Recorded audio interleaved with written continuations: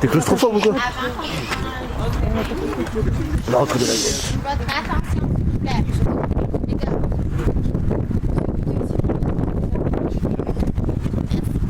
D'accord, donc je me situe à ma conférence du terrain. Donc, je vous ai dit qu'il y avait 4 divisions canadiennes ici dans l'assaut. Donc, en tout, on parle d'environ 100 000 Canadiens dans la préparation de l'attaque. Si on place ça dans la population canadienne à l'époque, en fait, la préparation qu'on avait derrière nous, c'était environ la 3e plus grosse ville canadienne. Donc, c'était vraiment une grosse opération et ça vous donne une idée aussi comment petit était le Canada à l'époque, en termes de population de toute façon. Et en fait, on bougeait, tous les 4 divisions canadiennes bougeaient vers l'assaut dans cette direction ici. Donc, vous avez vu le monument. Ça, c'est la côte 145. Donc, c'est le point le plus élevé ici sur le long de la côte. Et c'était un objectif très important d'aller voir. C'est vraiment dominant. On peut voir de très loin. Donc, c'était un objectif important pour les Alliés ici. Nous autres, on est où est-ce que la 3e division canadienne aurait été à l'époque. Ensuite, à ma gauche, on aurait eu la 4e. C'est eux qui ont pris la côte 145.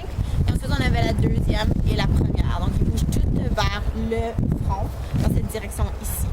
Si vous regardez derrière moi, vous pouvez voir le Mont Saint-Éloi. Donc, c'est un abbé, en fait, là, dans la distance que vous voyez derrière là. On aurait eu des pièces d'artillerie, la préparation canadienne jusqu'à cette position-là. Donc, c'est environ à 5 ou 6 km de loin et même derrière. Donc, c'était vraiment une grosse préparation pour bouger les hommes ici vers l'assaut. Le souterrain qu'on va rentrer, ça s'appelle le souterrain Grange, en fait.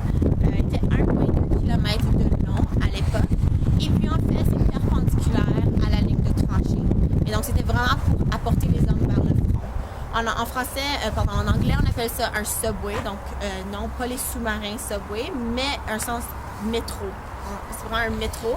Il y avait un système de rails, donc c'était pour le transport des hommes et aussi des munitions vers le front. Et comme j'ai dit, on va être souterrain, donc 7 à 8 mètres sous la terre. Et donc, c'est très protégé. Et donc, c'est une bonne façon de protéger nos hommes et aussi de garder l'attaque comme secret aussi. Donc, il y en aurait eu environ 13 de ces souterrains ici sur le front canadien, donc à peu près 10 km en tout. C'était une grosse partie de l'opération qui était ici. Donc, on va descendre dans les souterrains dans quelques instants. Quelques mesures de sécurité. Premièrement encore, je vous redemande de garder le respect, le calme et tout ça. C'est excitant, on descend dans les souterrains, mais on garde le calme.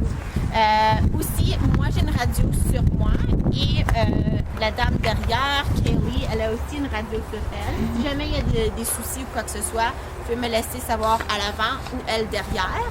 Et puis si jamais il y aurait une évacuation ou quoi que ce soit, un problème, vous pouvez prendre les radios de moi pour pouvoir appeler le centre visiteur. Ici, on a une sortie de secours ici, là, d'urgence en fait, où est-ce que vous voyez la barrière verte.